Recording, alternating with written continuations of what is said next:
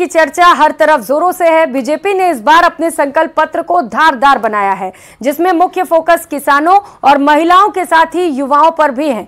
लेकिन अब सवाल उठ रहा है कि क्या बीजेपी का संकल्प पत्र बीजेपी को सत्ता दिला पाएगा? देखिए हमारी खास रिपोर्ट।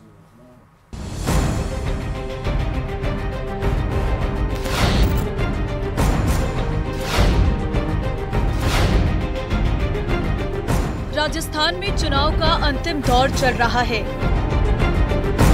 इस चुनावी रण में बीजेपी के घोषणा पत्र की चर्चा हर तरफ हो रही है। बीजेपी ने वो सभी वादों अपने संकल्प पत्र में शामिल किए हैं, जिनसे वोटों का समीकरण साधा जा सके। यही कारण है कि बीजेपी की जन आक्रोश यात्रा हो या फिर परिवर्तन यात्रा, भगवा खेमे का पूरा फोकस युवाओं, महिलाओं और किसानों के साथ निभर रहा है, जिसकी घोषणा जेपी नड्डा भी बड़े गर्व से कर रहे हैं।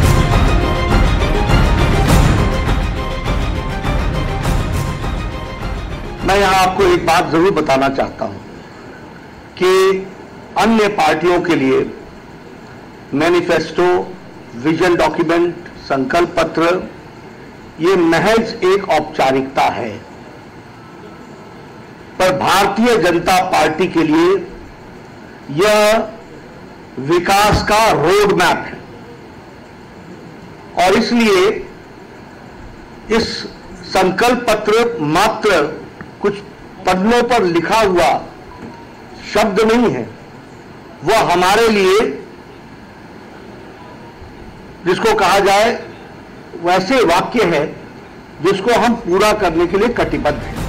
हालांकि बीजेपी के मुख्य वादों में हर जिले में एक महिला थाना खोलना, सभी पुलिस थानों में महिला डेस्क स्थापित करना, सभी प्रमुख शहरों में रोमियो स्क्वाड का गठन करने, शहरों में पिंक बस का नेटवर्क बनाना, पुलिस बल में न्यूनतम 33% महिलाओं की भर्ती, सार्वजनिक स्थानों पर सीसीटीवी और 500 कालिका पेट्रोलिंग टीम तैनात करने का वादा भी है। पीएम किसान सम्मान निधि के तहत 12,000 रुपए सालाना देने का वादा किया गया है। और अंत में पेपर लीक के लिए एसआईटी बनाने की बात कही गई है। देखो, एसआईटी का गठन होगा ना, तो कहीं ना कहीं ये जो पेपर लीक हो रहा है उसके लिए अगर एक कमेटी गठित करेंगे ना, तो कहीं ना कहीं उसमें रोक लगेगी।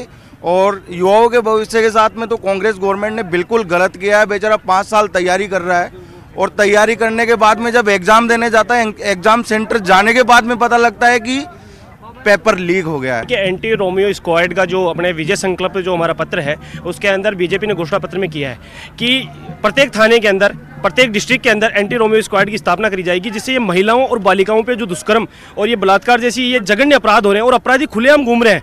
अपराधियों को बिल्कुल ही इस बात का भय नहीं है कि हम महिलाओं के साथ जो अपराध कर रहे हैं, इस अपराध की गति क्या होगी। ऐसी इन सभी जो बातें हैं, इनको दूर करने के लिए एंटी स्क्वाड जो ये है इसकी करी जाएगी। वहीं बीजेपी के इस घोषणा पत्र को राजनीतिक विश्लेषक भी प्रभावी मानते हैं। राजनीतिक विश्लेषकों का कहना है कि बीजेपी को चुनावों में इसका फायदा मिल सकता है।